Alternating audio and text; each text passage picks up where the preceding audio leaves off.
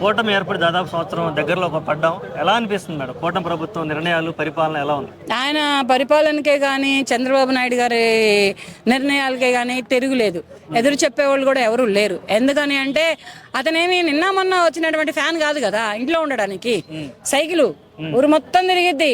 Telugu Desam party, TDP party అంటే దేశం మొత్తం తిరిగిద్ది.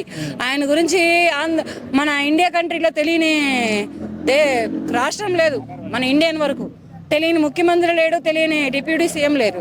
అటువంటి ఆయన మరి ప్రభుత్వం ఎలా ఉంటుంది అని చెప్పుకోవడం కంటే కూడా కళ్ళారా వీక్షిస్తున్న ప్రజలకి తెలుసు. అతని మేధస్సు శక్తిని పెట్టుకొని నారా లోకేష్ గారే కానీ, పవన్ కళ్యాణ్ గారే కానీ అతను ఎక్కడికైనా ఉరుకులు తీసిన వాళ్ళు తీశారు. తీలేక ఇతను ఆగిపోతే ఈయన కాళ్ళని వీళ్ళ పవన్ కళ్యాణ్ గారు, నారా లోకేష్ గారు చక్రాలు చేసుకొని వీళ్ళు ఉరుకులు తీస్తూ అక్కడ రాష్ట్రాన్నే కానీ, రాష్ట్రంలో అభివృద్ధినే కానీ చాలా బాగా చేస్తున్నారు. ఇక డెవలప్ అవ్వాలి అంటే ఆంధ్రప్రదేశ్ రాష్ట్రం చంద్రబాబు నాయుడు గారు చేయటమే అవుతుంది. చంద్రబాబు నాయుడు గారు ఒక్కరి వల్లే అవుతుంది ఆ రాష్ట్రం డెవలప్మెంట్. ఇంతకు ముందు వచ్చినటువంటి ప్రభుత్వం చేయలేదు. మళ్ళీ రాబోయే కాలంలో మళ్ళీ ఎలక్షన్లలో ఒకవేళ వీళ్ళే ఈ కూటమి ప్రభుత్వం వచ్చిందంటే ఇంకక్కడ తిరుగు లేదు. ఎందుకంటే ఒక తెలంగాణ రాష్ట్రాన్ని మించిపోవచ్చు, ఒక మహారాష్ట్ర రాష్ట్రాన్ని మించిపోవచ్చు, ఒక కర్ణాటక రాష్ట్రాన్ని మించిపోవచ్చు, మరి ఒక ఏ రాష్ట్రాన్నైనా కానీ మించినటువంటి పరిపాలనే కానీ, మించినటువంటి సదుపాయాలే కానీ, మించినటువంటి అవకాశాలే కానీ, పెట్టుబడులే కానీ, అభివృద్ధే కానీ, యువతకి ఉద్యోగాలే కానీ, బిజినెస్లే కానీ, ఏవైనా కానీ ఈసారి రాబోయే కాలంలో పెట్టుబడుల రాష్ట్రం ఏదమ్మా అంటే ఆంధ్రప్రదేశ్ రాష్ట్రంగా పేరుగాంచుతుంది. ఓకే, క్యాపిటల్ విషయంలో ఎలా ఉంది, వాళ్ళ స్టాండ్ ఎలా ఉంది, ఎలా ముందుకెళ్తున్నారు, మీరు ఏమనుకుంటున్నారు? దాని గురించి ఇంక చెప్పక్కర్లేదు. క్యాపిటల్ విషయంలో క్లారిటీగా ఉన్నారు. వాళ్ళు మైండ్ ప్లాన్ ఫస్టే పెట్టుకున్నారు. ఎందుకంటే వాళ్ళు 2019లోనే పెట్టుకున్నారు. దాన్ని ఈ 19 నుంచి వేరే ప్రభుత్వం రావడం కొంచెం అదంతా డిస్టర్బ్ అయిపోయింది. మళ్ళీ ఆ క్యాపిటల్ని మళ్ళీ వీళ్ళు వేస్తున్నారు. ట్రాక్ అయితే వేస్తున్నారు. ట్రాక్ మీద ట్రైన్ ఎట్టయినా నడుస్తుంది. ఓకే, మంగళగిరి, విజయవాడ, అమరావతి ఈ పెద్ద సిటీస్ అన్ని కలిపి మెగా సిటీగా, అంటే ప్రపంచంలోనే పెద్ద మెగా సిటీగా ఏర్పాటు చేయడానికి ప్రయత్నాలు జరుగుతున్నాయి. దీన్ని ఎలా చూడాలి?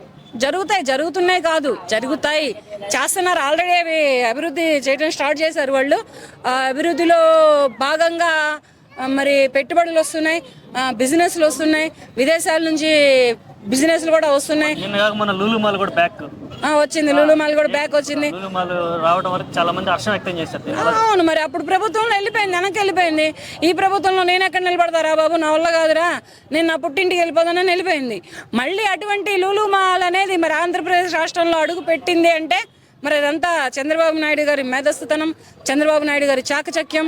ఈ చంద్రబాబు నాయుడు గారికి ఉన్నటువంటి మేధస్సుతనానికి వీళ్ళిద్దరూ, ఒకళ్ళు లెఫ్ట్ హ్యాండ్, ఇంకొకళ్ళు రైట్ హ్యాండ్గా ఉండి ఈ రాష్ట్రాన్ని మాత్రం వీళ్ళ ముగ్గురు బాగా నడిపిస్తుంది. సార్ నమస్తే అండి. నమస్కారం అండి. ఆంధ్రప్రదేశ్లో కూటమి ప్రభుత్వం ఏర్పడి సంవత్సరం అవుతుంది, కొన్ని రోజులు అయిపోతుంది. ఎలా ఉంది సార్ ఈ 1 year ఎలా ఉంది పరిపాలన? చాలా అద్భుతంగా ఉందండి. వాస్తవంగా అన్ని రంగాలపై కూడా సమదృష్టి పెట్టారు. ఇంతకుముందు ప్రభుత్వం ఏం చేసింది, ఒక వేలు వెళ్ళిపోయింది, సంక్షేమ వేలు వెళ్ళిపోయి ఆ ప్రభుత్వం పనితీరు. ఈవేళ అలా కాదు. ఇటు చంద్రబాబు నాయుడు గారు రాజు బలంగా ఉండాలండి. ఫస్ట్ చంద్రబాబు నాయుడు గారు అలా నిలబడ్డాడు కాబట్టి వాళ్ళ పవన్ కళ్యాణ్ గారు ఒక పక్క నుంచి, లోకేష్ బాబు ఒక పక్క నుంచి ప్రతి సమస్యను సాల్వ్ చేసుకుంటూ ఈవేళ అద్భుతమైన ప్రగతిని సాధించబోతున్నారు ఆంధ్రప్రదేశ్కి. కాబట్టి చంద్రబాబు నాయుడు గారి పరిపాలన చాలా అద్భుతంగా ఉంది. చాలా ఇక్కడే సీనియారిటీ కనపడేది. వాస్తవంగా పనితీరులో సీనియారిటీ కనపడాలి రాజకీయ నాయకుడు అంటే ఇప్పుడు ఉపయోగపడుతుంది సీనియారిటీ. ఎందుకంటే అధ్వానం అయిపోయిన రాష్ట్రం, అతలాకుతలం అయిపోయిన రాష్ట్రం, ఎలాంటి రవాణా వ్యవస్థ లేకుండా శుభ్రంగా సర్వనాశనం అయిపోయిన రాష్ట్రాన్ని ఈవేళ ఒక గాడిలో పెట్టి ఈవేళ ఎన్నడూ చేయనటువంటి కార్యక్రమాలు పవన్ కళ్యాణ్ గారు అడవి తల్లి బాట పట్టారు. ఈవేళ అడవి తల్లి బాట పట్టి 1000 కోట్లు సుమారు అభివృద్ధి కార్యక్రమాలు ఈవేళ రేపు. ఇది మామూలు పని అండి, సామాన్యులు చేయగరా? అవతల చంద్రబాబు నాయుడు గారి సూచన మేరకే కదా చేసేది. పవన్ కళ్యాణ్ గారికి ఎంత పేరు వచ్చినా చంద్రబాబు నాయుడు గారు ఆయన చెప్తేనే కదా ఈయన చేసేది. సమాన హోదా ఇచ్చి గౌరవిస్తున్నారు ఈవేళ పవన్ కళ్యాణ్ గారిని. ఎందుకు? ఆయన మంచితనానికి, ఆయన మానవత్వానికి, ఆయన నిజాయితీకి. ఆయన ఎలాంటి కరెక్షన్ లేకుండా సొంత డబ్బులతో రాజకీయం చేసే నాయకుడు. ఎక్కడ కూడా ఇలాంటి వ్యక్తికి మంచి పేరే ఉండాలని చంద్రబాబు నాయుడు గారి ప్రయత్నం. ఇవాళ పవన్ కళ్యాణ్ గారు 1000 కోట్లు సుమారు గిరిపుత్రులకి రోడ్డు, మంచినీళ్ళు వేస్తున్న ఈ సందర్భం నిజంగా పవన్ కళ్యాణ్ గారికి ధన్యవాదాలు తెలియజేయాలా. ఎందుకంటే అలా గిరిపుత్రుల కష్టాల చాలామందికి తెలియదు. వాళ్ళకు ఒక పూట అన్నం ఉంటే ఒక పూట ఉండదు. చాలా దారిద్ర్యానికి దిగువన బతుకుతూ ఉంటారు వాళ్ళు. ఎందుకంటే సకాలంలో వర్షాలు పడకపోయినా పంటలు పండవు. వాళ్ళకేమో నిజంగా తాగడానికి నీళ్ళు ఉండవు. ఏదో 10 కిలోమీటర్లు 20 కిలోమీటర్లు వెళ్ళి తెచ్చుకుంటుంటారు. అలాంటి వ్యక్తులకి సేవ చేయాలనే పవన్ కళ్యాణ్ గారి సంకల్పం చాలా అద్భుతం. నిజంగా అలాంటి వేళ ఏమంటున్నారు వాళ్ళు, ఎప్పుడో ఎవరో ఒక మాట అన్న దత్తపుత్రుడు ఎవడో అన్న మాట కాదు. ఈవేళ గిరిజనుల దత్తపుత్రుడు పవన్ కళ్యాణ్ అని చెప్పి 1000 నోట్ల పూడుకుంటున్నారు. వాళ్ళు దేవుళ్ళ కొలుస్తున్నారు. ఎందుకు? వాళ్ళు ప్రతి రోడ్డు శరవేగంతో పనులు జరుగుతున్నాయి. శరవేగం ఇచ్చిన మాట ప్రకారం వెళ్ళి ఈ 2 నెలలు 3 నెలల్లోనే 2 సార్లు వెళ్ళాడు అక్కడికి. అలాంటి ప్రాంతానికి రాజకీయ నాయకుడు ఎవరు వెళ్ళరు. ఎందుకంటే నక్సలైట్ ప్రభావిత ప్రాంతాలు అవి కదా. అలాంటి ప్రాంతానికి వెళ్ళి నిలబడి ధైర్యంగా ఆ స్కూళ్ళు ఎలా ఉన్నాయి, వాళ్ళ అభివృద్ధి ఎలా ఉంది, వాళ్ళ జీవనోపాధి ఎలా ఉంది, ఇవన్నీ గుర్తించి గమనించి వేళ అంత అభివృద్ధి కార్యక్రమాలు చేస్తున్నాడు ఈ 2 రోజులు మహానుభావుడు. ఏపీ క్యాపిటల్ విషయంలో ఎలా ఉంది ఆయన నిర్ణయాలు, బాబు గారి నిర్ణయాలు? బ్రహ్మాండంగా ఉందండి.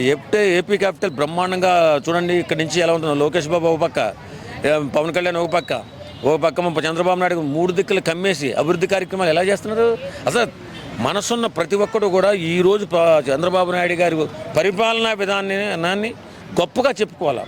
ఎందుకంటే మనం గొప్పగా వాళ్ళని పొగిడితేనే వాళ్ళకి ఆయుస్సు పెరిగి రేపొద్దున ఇంకా గట్టిగా పనిచేస్తారు. కాబట్టి వేళ చంద్రబాబు నాయుడు గారి చేస్తున్నటువంటి ప్రతి పని ఒక అద్భుతం. 2 అద్భుతాలు చెప్పండి. ఒకటి చంద్రబాబు, ఒకటి పవన్ కళ్యాణ్, 2 లోకేష్ బాబు. వీళ్ళిద్దరిని ఉపయోగించడం, వీళ్ళిద్దరి చేత అనేక కార్యక్రమాలు చేపిస్తున్నాడు. అది అభివృద్ధి కార్యక్రమాలు ఈయన చేస్తున్నాడు.